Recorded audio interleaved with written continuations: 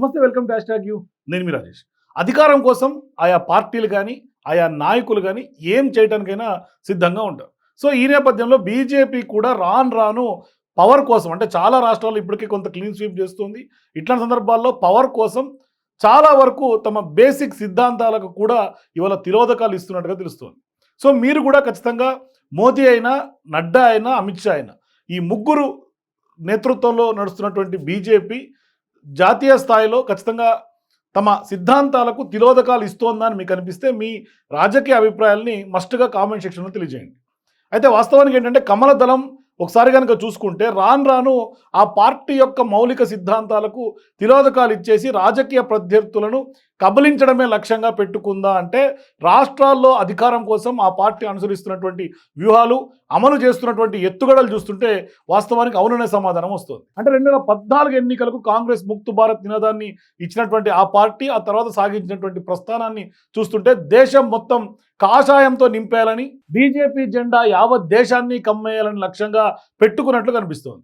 అంటే జాతీయ స్థాయిలో కేంద్రంలో అధికారాన్ని దక్కించుకోవడంతో పాటుగా దేశవ్యాప్తంగా అన్ని రాష్ట్రాలు, కేంద్రపాలిత ప్రాంతాల్లో కాషాయ జెండాయే ఎగిరివేయాలన్నది ఆ పార్టీ లక్ష్యంగా పెట్టుకున్నట్లు కనిపిస్తుంది.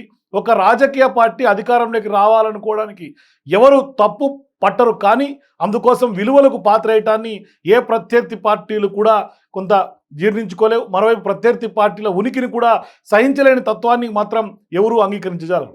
సో ఇప్పుడు కాంగ్రెస్ ఆత్మస్థైర్యం దెబ్బతినేలా చేయడంలో బీజేపీ ఇప్పటికే కొంత విజయం సాధించింది. సో ఏదో అప్పుడప్పుడు అడపాదడప ఒకటో రెండో ఎన్నికల్లో విజయం సాధించడం, ఇక వినాగత 10 ఏళ్ల కాలంలో కాంగ్రెస్కు దక్కింది ఏమీ లేదు.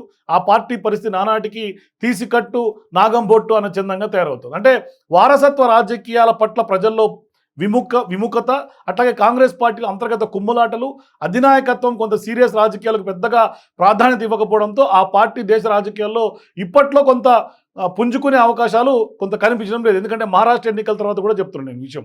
సో ఇప్పుడు ఇటీవల జరిగినటువంటి హర్యానా, మహారాష్ట్ర ఎన్నికల్లో ఆ పార్టీ పర్ఫార్మెన్స్ ఈ విషయాన్ని ఖచ్చితంగా తేటతెల్లం చేస్తున్నాయి. వాస్తవానికి 1977 జనతా ప్రయోగం విఫలమైన తర్వాత జనసంఘ్ పార్టీ తన రూపు మార్చుకొని రాజకీయాల్లో బలంగా నిలదొక్కునేందుకు చేసినటువంటి ప్రయత్నం, ఇక 1980 దశకంలో ఆ పార్టీకి నేతలుగా వాజ్పేయి, అద్వానీ వంటి వారు రాజకీయ సంకల్పం బీజేపీకి బలమైనటువంటి పునాదులను వేశాయి.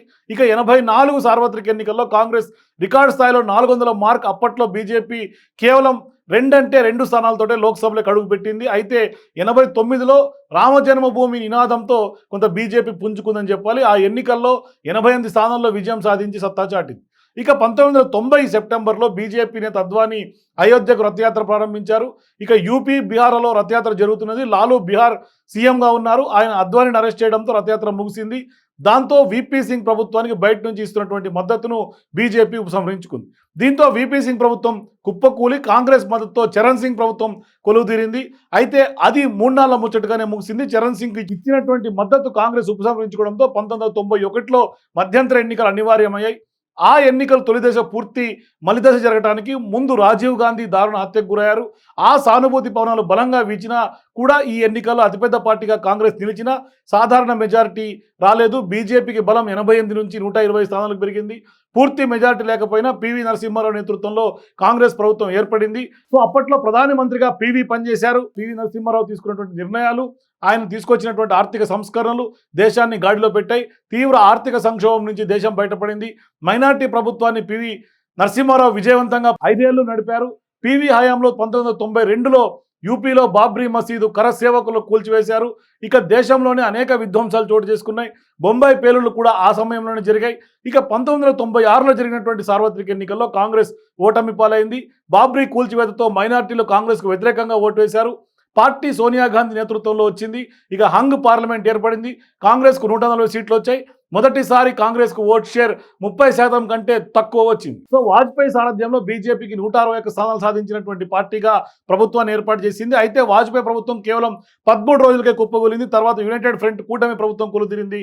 ఇక జనతాదళ్కు చెందినటువంటి హెచ్డి దేవేగౌడ ప్రధాని అయ్యారు. ఆయన 1997 ఏప్రిల్ 21న రాజీనామా చేశారు.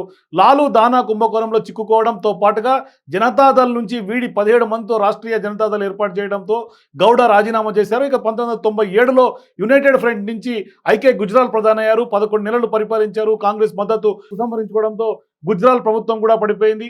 అస్థిరత కారణంగా 1998లో మధ్యంతర ఎన్నికలు వచ్చాయి. బీజేపీ ఈసారి 182 స్థానాలు సాధించి పెద్ద పార్టీగా అవతరించింది. కాంగ్రెస్కు 141 స్థానాలు వచ్చాయి. నేషనల్ డెమోక్రటిక్ అలియన్స్ పేరుతో బీజేపీతో కొన్ని పార్టీలు కూటమి కట్టాయి.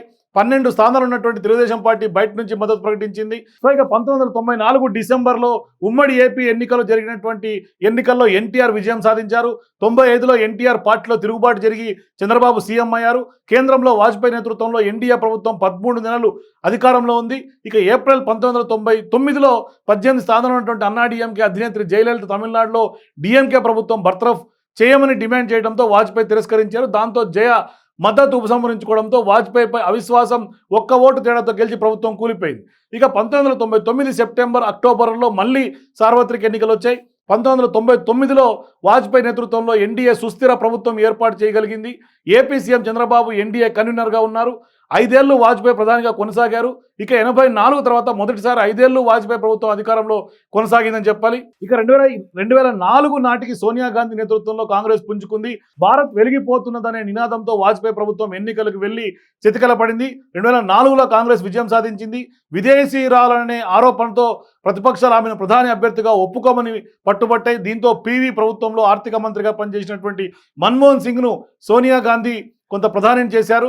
ఆయన 2 సార్లు ప్రధానిగా చేసిన రాజ్యసభ సభ్యుడిగానే కొనసాగారు. 2014 ఎన్నికల్లో బీజేపీ నేతృత్వంలోని ఎన్డీఏ విజయం సాధించడం, ప్రధానిగా మోదీ అధికార పగ్గాలు చేపట్టడంతో బీజేపీ ప్రస్థానంలో స్పష్టమైనటువంటి మార్పు మొదలైంది. మౌలిక సిద్ధాంతాలను పట్టుకొని వేలాడకుండా అధికారంలో కొనసాగడం కోసం ప్రత్యర్థి పార్టీలను బలహీనం చేయడం అన్న పంతాకు మోదీ పెద్దపీట వేయడంతో ఆయన వరుసగా 2 సార్లు బీజేపీని అధికారంలోకి తీసుకురాగలిగారు. ఈ 2 సార్లు కూడా మోడీ పేరుకు మాత్రమే సంకీర్ణ ప్రభుత్వం, ఆచరణలో మాత్రం అది బీజేపీ కాదు మోడీ సర్కార్గానే మనుగడ సాగించింది. అందుకు మిత్రపక్షాలపై ఆధారపడాల్సినటువంటి అవసరం లేకుండా సొంతంగా ప్రభుత్వాన్ని నడిపే బలం ఏ 2 సార్లు కూడా బీజేపీకి దక్కడమే. ఇక 2024లో కూడా మోదీ నేతృత్వంలో ఎన్డీఏ సర్కార్ కొలువు తీరగా ఈసారి బీజేపీకి జనం పూర్తి బలాన్ని ఇవ్వలేదు. దీంతో అనివార్యంగా సంకీర్ణ ధర్మాన్ని పాటించక తప్పని పరిస్థితిలో మోడీ ఇరుక్కున్నారు. అయితే మోదీ సర్కార్ వేస్తున్నటువంటి అడుగులను నిశ్చితంగా గమనిస్తే ప్రత్యర్థి పార్టీలనే కాదు మిత్రపక్షాలను కూడా బలహీనం చేయడమే కొంత వ్యూహాన్ని బీజేపీ అనుసరిస్తుందని మాత్రం చెప్పక తప్పదు. ముందు రోజులలో బీజేపీ మిత్రపక్షాలలో చీలికలు అనివార్యమని మహారాష్ట్రను ఉదాహరణగా చూపుతూ పరిశీలకులు విశ్లేషిస్తున్నారు. మొత్తం మీద నరేంద్ర మోదీ అనేక రాష్ట్రాల్లో అధికారం కోసం పెద్ద ఎత్తున ఇవాళ అన్ని వ్యవహారాల్లో మౌలిక సిద్ధాంతాలకు తిరోధకాలు ఇస్తూ వస్తున్నారని మాత్రం స్పష్టంగా చెప్పక తప్పదు. అంటే గతంలో బీజేపీ, ఇప్పుడు బీజేపీ చూసుకుంటే చాలా మార్పులు కనిపిస్తూ ఉన్నాయి. For more videos please watch #.